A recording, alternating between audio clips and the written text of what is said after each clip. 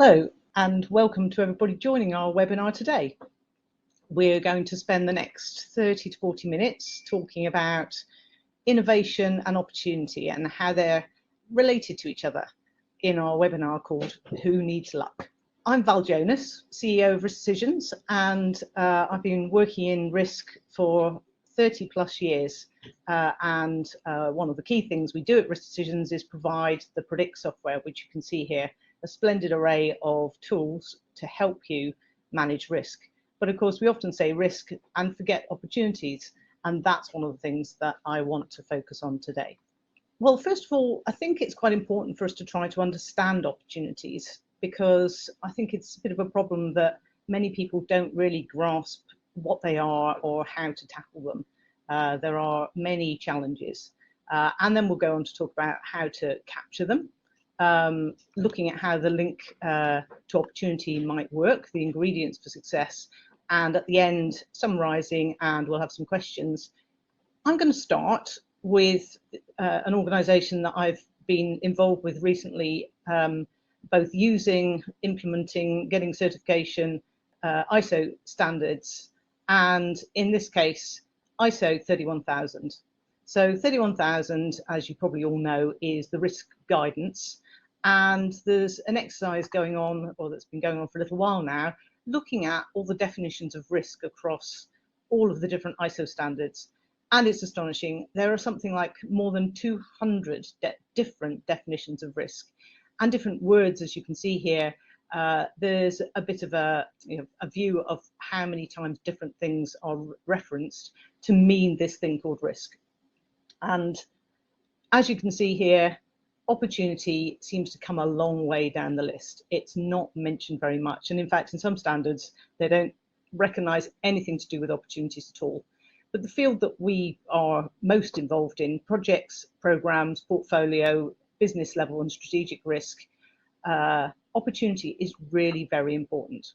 So I'm going to start a poll, get you to give some feedback on how you identify opportunities. Select one of the following. You hold separate opportunity workshops. You do combined risk and opportunity workshops, so you put it all together. You have an ad hoc approach, so sometimes you do, sometimes you don't look at opportunities.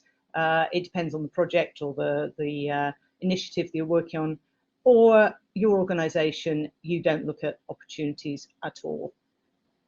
Okay, so actually, the separate opportunity workshops and the combined risk opportunity workshops are roughly, well, and ad hoc approach are roughly the same. So somewhere in the region of 25 to 30%, and not at all, we've got 14% of you saying you don't look at opportunities at all. Okay, so thank you for that. I want to actually explore opportunities a little bit more and see what the challenges are. So a little while ago, we embarked on a series of white papers around risk, what we call risk intelligence.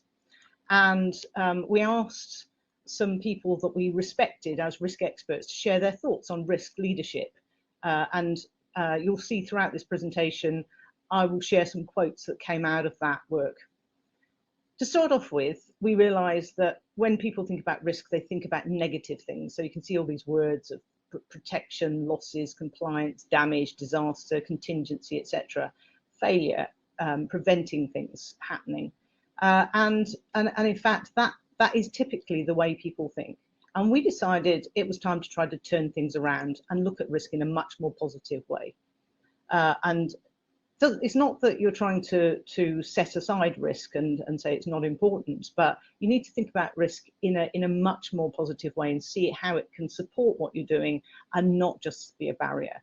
So we considered words like confidence, embrace, agility, strategic, advantage and curiosity, and so on. One that I think that I'm pulling out here is innovation, because innovation is, I think, absolutely fundamental to identifying and exploiting, achieving opportunities. Another key takeaway from, and this came from our first white paper on how risk leaders embrace and thrive on uncertainty, is that it can help just to talk about risk and not talk about risk management. I remember trying this out when we first explored this concept, and when I met people and they said, "What do you do for a living?" I decided that instead of saying I do risk management, in which case it was a big switch off, I would turn around to people and say, "I'm in risk." And of course, that was great for starting conversations. So, and at a session I did similar to this in Australia back in the summer, I actually had somebody come up to me afterwards and said that they'd also decided to do this, but on something else. They were doing change management or some other type of management, and they just decided they were going to drop the management because it would start make it much easier to start conversations. So there's a little, I like pictures, and so I've got a view of what I think about how opportunity and innovation fits into this whole risk picture. Today, a lot of focus we have is on compliance. We hear about resilience, regulation, controls. All of that is really important in business, because it allows you to play the game. You can't be in the game if you don't understand and follow the rules. What we see, though, is that on the other axis, pulling in perhaps a different but complementary direction, is innovation and change, and the need to understand and manage and exploit risk and opportunity. Because on that axis, we're talking about establishing and employing a game-winning strategy. And your challenge is to work out, where is your risk tolerance? Interestingly, I've recently, I don't tend to use risk appetite anymore, because in ISO guidance, you're not allowed to use the word appetite or risk appetite, because it's very difficult to translate into different languages. The idea, I think, here in this view of this pulling each way is that you need to decide where your arrow sits. Does it sit more on the risk and opportunity taking side, or more on the compliance resilience side? Are you more risk averse, or are you more risk taking? And this is one of the things that we go into a different webinar. If you're interested in it, we have a webinar called 2020 Risk Vision, and that looks at what is your risk vision and how on this scale do you decide how risk taking you are, or how much you want to err on the side of caution. So carrying on with taking this look at opportunities and why they're such a challenge. Well, one of the problems is that they're elusive. We've already explored the fact that risk is typically seen as negative. That in itself means that we tend not to automatically jump towards thinking about opportunities. But there's much more than that. Very often in this very busy, frantic world, we're too busy firefighting threats to actually think about opportunities. Or if we've thought about opportunities, too busy with threats to actually put anything in place to exploit those opportunities. It's very common there's no funding or resources, because, well, for years, maybe it's not so much now, but it always was the case that risk has always been seen as a zero-sum game. And so if you wanted to do any budget to try to exploit opportunities, well, just manage some risks and save some money somewhere else, or save some money on opportunities to pay for your risks. That's a rather immature approach to it. Very common is that opportunities get included in your baseline. So if you're bidding for some work to a customer, then the customer is likely to want it done yesterday and for much less money than is realistic.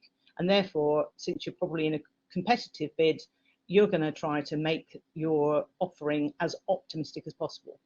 So instead of seeing them and identifying them explicitly as opportunities, they get fed into the baseline, and they've now become a risk. So for example, let's say that you're building something, you're going to build a prototype and you're going to test the prototype. There might be a whole series of iterations you go through in order to do that. And in order to cut the time, you might go, well, why don't we just cut one of those going around in another circle of testing and prototyping and testing? We'll cut one out. Well, once you do that and it's in the bid, it's now a risk that you haven't actually got enough quality control on your system. Another one that is actually pretty common is that people just keep quiet about opportunities. They keep it up their sleeve because once you've identified an opportunity, then management, your boss, has already assumed that you're going to achieve it. But of course, it takes quite a lot of effort and time and money often to achieve an opportunity. So it's easier to keep it quiet and hope that maybe you'll be able to use it at some time. But if you don't identify it and explicitly place it on in a register or somewhere where you're going to ensure you're going to manage it, then it's probably not going to happen. And then finally, very common, it's just not allowed in the contract. So there is no way that you're able to express it. This leads to a whole load of unintended consequences. One of them is that opportunities, well, they tend to backfire and turn into threats. That's already something we've touched on, is that once you've assumed you're going to achieve an opportunity, then it often ends up being a threat to you. A bit more complicated, risks can be both a threat and an opportunity. So you can have something like, right now, uncertainty is huge. So the exchange rate of the currency you're working in, it could go up, it could go down.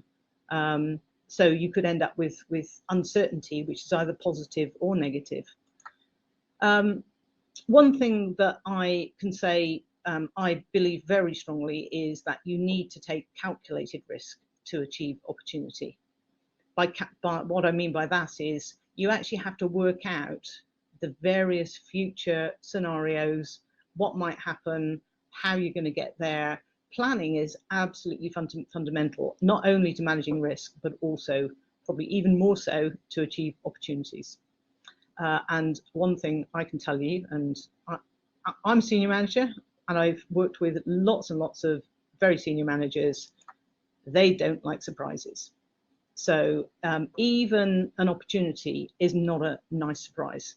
As an example, I remember talking to somebody who had worked on one of the Apollo missions. It might have been Apollo 15. So he was working at NASA at the time. And it was a project where they'd already got quite a lot of previous launches under their belts, and they were sort of nailing the way they were going to do things. And one of the subcontractors actually discovered that they could do something a bit different. They could actually get a widget that they needed to incorporate into the system off the shelf and not have to build it. And so they did that, and they turned up and went, surprise, surprise, we're delivering this to you way earlier than you thought we would. Unfortunately, they hadn't realized that the new widget was metric, and what it was going into was imperial measurements, and it didn't work at all. So actually that opportunity was not an opportunity at all. It was a terrible risk that actually materialized in the project and delayed them. Okay, so I think, as I said, I've got a few quotes in here, and this is Richard Branson. We take a lot of calculated risk, but we make sure that no one risk is going to topple everything. Protecting the downside is critical. Well, opportunities can actually turn into risks, so you need to be explicit about them and make sure you're calculating how you're going to get there, what that's going to achieve, and see if there's any risk that might come out of it. And the conundrum we have is that actually we do tend to have opportunities that are available to us. There are a lot of threats we're going to be dealing with, but one of the problems that we face is that while you leave risks alone, threats hit you, but opportunities fade away because they are not things that will just come and they're not there waiting to happen. They're there waiting to disappear. couple more quotes. I like this one from Susan Wojcicki, I can't say her name, CEO of YouTube. And she talks about the fact that opportunities are messy and confusing. They're hard to recognize. They're risky. They challenge you. I love those sentiments. And perhaps my favorite quote of all time is Wayne Gretzky, the hockey player and coach, Canadian. You'll always miss 100% of the shots you don't take. Okay, so I'm going to go on to a brief section just to talk about how you might capture opportunities. So first of all, let's have a look at what types of opportunities there are.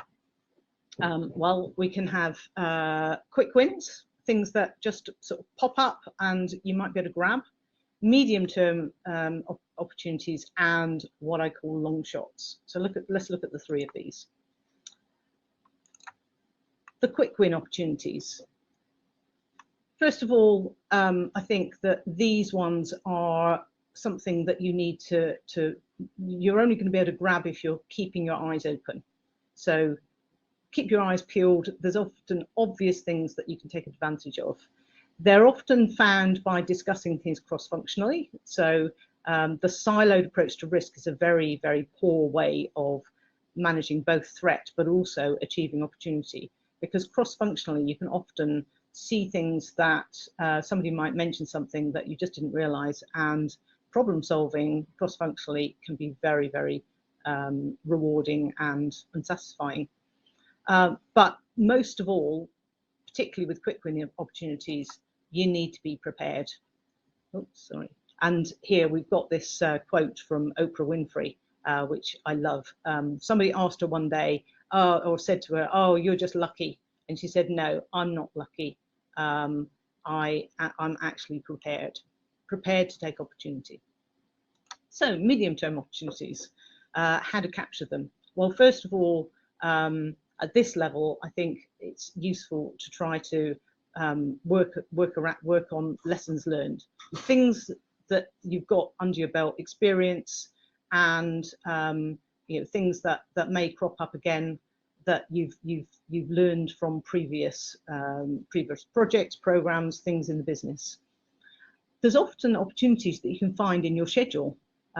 In particular, one thing to avoid is putting constraints in your schedule. So people think that having a start no earlier than, it means that you can't actually take advantage of opportunities, because you can't see in the schedule that you develop and look at the risk analysis, the schedule risk analysis, you can't see where your opportunities could lie. You might be able to do something earlier.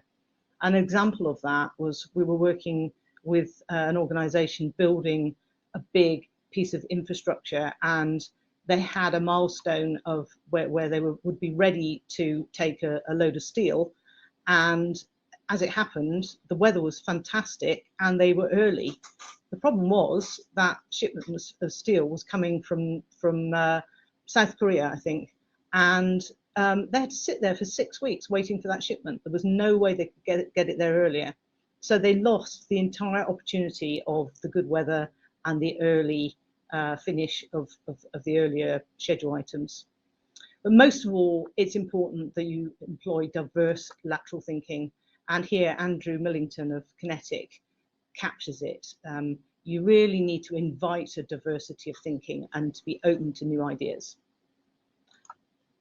Let's look at the long shot items. So in this case, this is more about horizon scanning and scenario planning, trying to think out of the box. So these are the not so obvious things, but they may be things that you've just got longer to plan for, longer to try to feed into your activities, and so just more time to actually achieve them. And in this case, Simon Henley sums it up here, because often senior managers and leaders don't actually encourage enough out of the box thinking. And this is where we come on to innovation, because we actually need people to be innovative thinkers in order to achieve opportunities. So our next section, how do we achieve opportunities through innovations? What are the ingredients for success? So we'll start with just trying to understand what is innovation, because I always used to think that innovation is about inventing things. So you had to be the next Dyson, inventing a new vacuum cleaner, new widgets. But actually, it's not necessarily the case. Most innovation is not invention. Most innovation is just thinking about doing the same things better in a different way, and also trying to avoid just being executors of tasks. So, we've got a load of tasks to do. The plan is in place. Just follow the plan. Obviously, it's absolutely fundamental. You need a plan. You need to know to map out what you're going to do. But then look at it and think: are there better ways of doing this? As long as you consider what the knock-on effect could be in risk, of course. And then finally, there's a sort of a new way of thinking, not just linear, but think of scenarios. So instead of thinking there's a way of doing something, think about the various different scenarios of how you might be able to get to your outcome.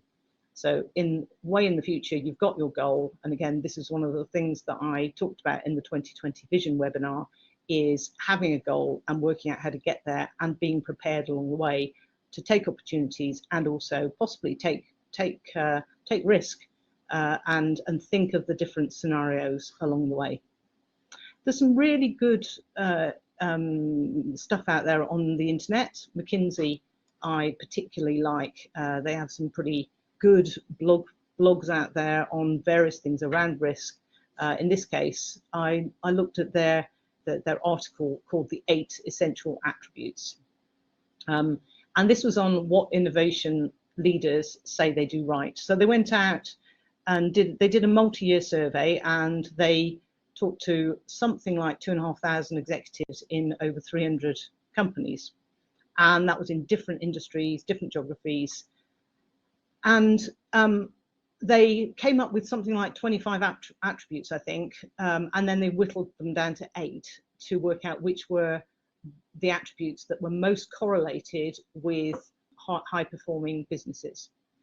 And this graph shows the 4 quartiles, with red being the top quartile in each of these pillars, and then 8 of these attributes along the bottom. So this is interesting, or I found this very interesting, because on the left-hand side we've got the creative and strategic attributes, and on the right-hand side they're the sort of more doing and executing attributes. And we see that Aspire has the biggest top quartile percentage of 55% of businesses that were high performing had showed this Aspire attribute. However, it's not necessarily, or what came out of this article was that that's not necessarily the most important thing in terms of being high performing, because you can see that even the second quartile had 38% of those businesses in the second quartile also had Aspire as an attribute. In fact, the one that has the biggest differential between the top quartile and the next quartile is the accelerate item. First of all, the left 4 of the creative attributes, the creative and strategic attributes. Aspire. So in those companies that were aspiring to achieve, they set big targets. But looking at from a risk point of view, it's important that they also had a safety net. They needed strategic direction to ensure that they could achieve those big targets without taking undue amounts of risk. Choose, the second attribute, making sure that you encourage the best ideas, but you also need to create boundaries for people. So you don't have the mavericks who might have great ideas, but really are just off the wall in terms of being able to deliver them. Discover, and this is where diversity is really important. Making sure that you're bringing thought in from elsewhere. So understand and identify important problems, and find that they established that technology was a key driver in solving those big problems. but it's important to make sure that the solutions are real world feasible.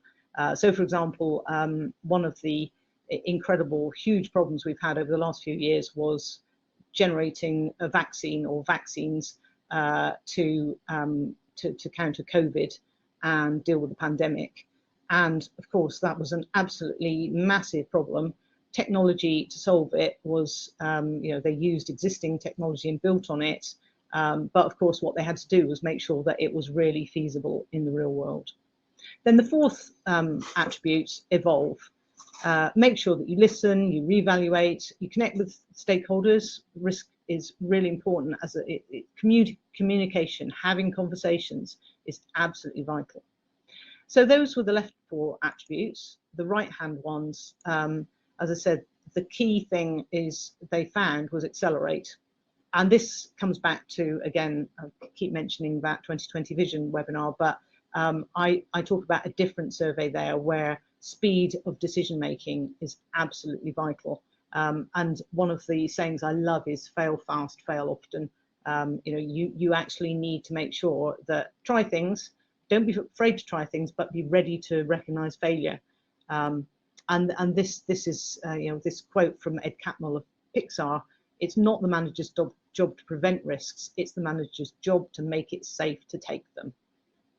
If you're going to fail fast, understand what the problems are and move on. Scale, very important to be able to switch from agile pivoting to this laser focused delivery. That comes out in this article. Extend, if possible, find partners and collaborate. And finally, mobilize. You do need active involvement from C-suite. You don't want C-suite just doing a communications exercise, telling people what to do and then hands off. They actually discovered that organizations where C-suite are actually switched on to innovation and aligning that with strategic direction were more successful. So to summarize, the situation we have, or we're trying to achieve, is that instead of opportunities fade away, we're actually squeezing the threats. We're taking advantage of the risks we think we should take. We're capitalizing on the opportunities. We're managing the risks, and we're nailing those opportunities. So to wrap up, first of all, I would suggest that you do need to set expectations when you're looking at trying to use innovation to achieve opportunities. So in order to ensure that people don't get maverick about the business's money, resources, and so on, you really need to align portfolio risk with the individual's risk. The individuals need to understand what the company's and organization's objectives are, what the business case is, and ensure that they are both responsible and accountable for helping deliver against those objectives, and there's something in it for them. An interesting one, I think this might have been part of that McKinsey survey where they were, or it might have been a different one, but they looked at large companies and small companies. And in a large company, their advice was act small in the right way, because large companies can just become such lumbering giants that they aren't able to innovate. So acting small in an innovative, giving people the space to innovate within that large organization is important. And in small companies, act large at the right time. Think big. Don't think, oh, well, it'd be nice if, but we're actually a bit too small to do that. Well, maybe you're not. And finally, this repetitive thing that I keep finding everywhere is make speedy decisions, but they need to be speedy risk-based decisions. You need to understand the information you need and make sure that you're really nailing it in terms of looking to the future, understanding the uncertainty, and being swift and decisive. So oh yes, that's a quote there from Emma Bradley. It's all about risk mindset. Yeah, risk mindset is absolutely fundamental to understanding, embracing, and planning for the future. So what we'd like to encourage you to put in front of you as a challenge is to become a risk intelligent organization. What does that mean? Having vision. So typically I stand up and I go, well, you need risk vision. Well, in this case, actually you need opportunity vision. And to do that, you've got to have the board on board. Ideally, you'll have a clarity of strategy, and strategy in terms of the opportunity that you have. You know, how are you going to achieve the vision? A framework so that everybody understands their role and that the roles are inclusive, they encourage diverse thinking. It needs to be implemented as a program, and in the end, to get the engagement, you actually just need to get on and do it. We're not here just to play the game, we're here to win it. We do have some downloads, so if you want to download any of these, we've got the 2 white papers there, are Risk Intelligent Leaders Thrive in an Uncertain World, and the Snowball Effect, which talks about middle management and their role in risk intelligence. And if you're interested in Predict, there's a Predict brochure. And that brings me on finally to questions. Thank you for listening. And let's have a look at what questions we've got. Okay, Ash, what would be your go-to strategy for trying to get an organization that inherently buries its head in the sand when it comes to risk management to start to understand how proactive risk management can improve their project delivery? Oh, yes, that's an interesting one. I think I would say the most important thing is to find a way of starting risk conversations. The advice I put up earlier about taking the word management away from risk and just talking about risk. So I wouldn't say we're going to do a risk management workshop. I'd say we're going to do a risk workshop, because people actually enjoy doing risk workshops. Generally, when you get them in the room, when they see the invite coming, it's like, oh, I've got better things to do than that. One of the poll that we put up earlier was interesting. You know, it was interesting. There was a pretty fair mix across the different questions, roughly even. Is that do you combine risk and opportunity talk? Do you separate out opportunities? I think there's a often it's beneficial if you try to look at it from a maturity model point of view. There are various risk maturity models you can apply out there, which is, you know, work out where the organization you're working in or with is, and just try to take people one level at a time. Usually there's 4 levels of maturity. I'm sure most of you know about maturity models, where you start out something like novice and you work all your way up to natural, or whatever the words are, and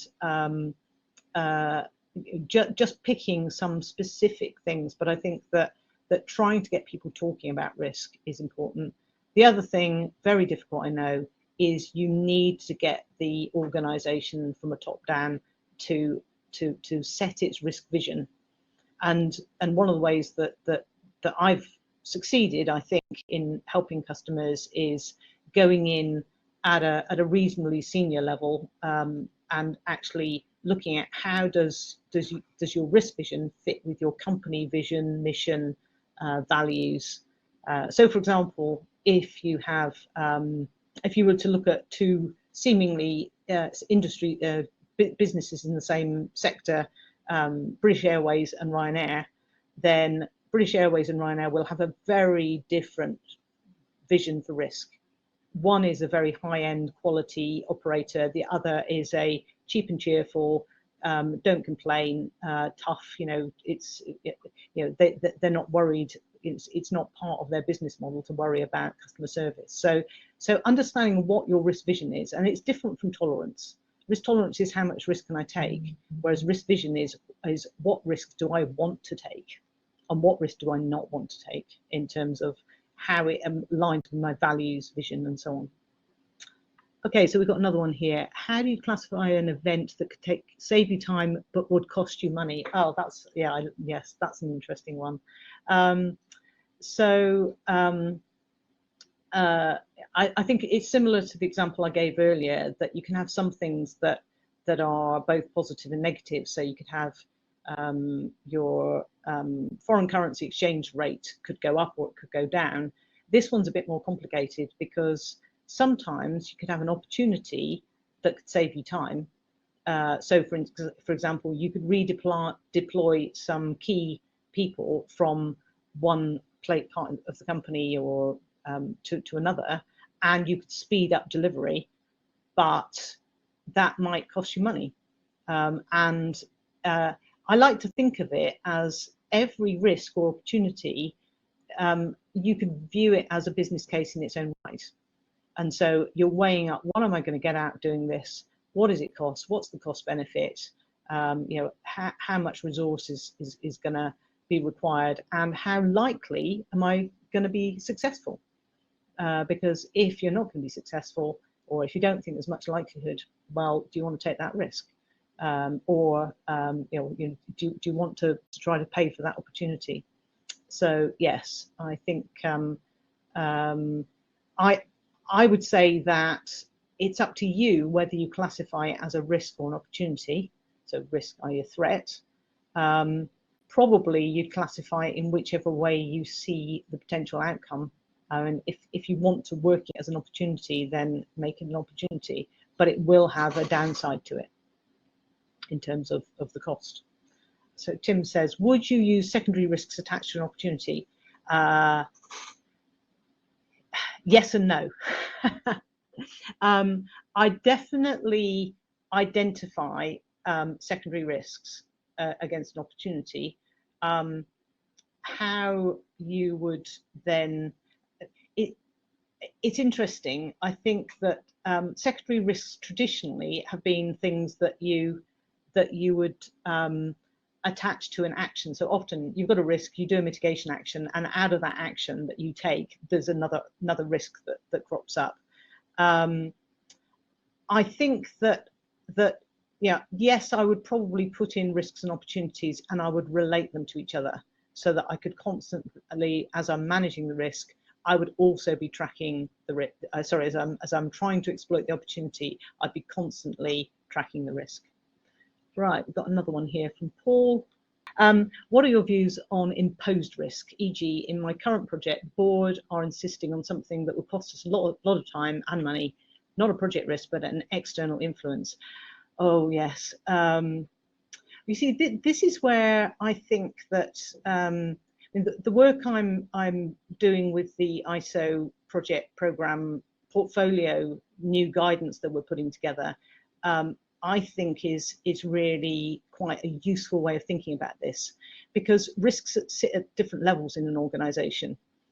And my view is that if once you've baselined a project, then that should be it. You should just be looking at risks within that project, and that should managing those risks should come out of the budget for risk, or in formal terms you might call it management reserve for the project, which sits with the project to manage the risks that are within the project. But if there are things that are coming from outside, I see that as an external risk and should sit, say, at program level, because it's the program's job to protect the benefits that are going to emanate, are going to come out of delivering the projects. And if there's something that the project is being hit by from outside, it's the program's job to manage that and to protect. It's similar in an agile environment. The Scrum Master protects the team to ensure that they deliver what they promised, just like the program should protect the project manager in assisting him in delivering, or her in delivering against the deliverables that have been promised, against the baseline, with the management reserve that has been identified for risk. So yeah, I think you have to have multiple levels of risk: project risk, program risk, portfolio risk. Portfolio is risk to the business case. That's where the business case sits. And governance, I would say that if there's a problem with this, it's a problem with governance in the organization, because governance ensures that everybody is doing what they should be doing, and the gated process keeps a check and balance on what's going on.